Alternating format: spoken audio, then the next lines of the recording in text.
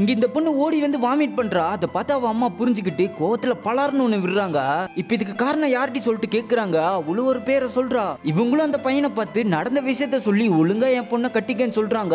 எங்க உங்க பொண்ணு பிறண்டா இருக்கிறதுக்கு நான் தான் காரணம் சொல்லி நீங்க பாட்டு கல்யாணம் பண்ண சொல்றீங்க, நாளா கல்யாணம் பண்ண மாட்டேன்னு சொல்லிடுறான். பொண்ணு வீட்டுக்காரங்களும் பஞ்சாயத்து கூட்டிட ஊர்ல இருக்க எல்லா இளவட்ட பசங்களையும் பஞ்சாயத்துல வந்து நிக்க வச்சு சம்பந்தப்பட்ட பொண்ணு கிட்ட யாருமா அதுக்கு காரணம் சொல்லிட்டு கேட்டா நேரா ஈரவத்தா கை கட்டுறா.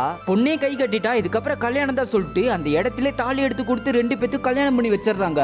ஆனா நாள் போக போக அந்த ஊர்ல இருக்க எல்லாரும் ஹீரோவை தப்பா பேச ஆரம்பிக்கிறாங்க.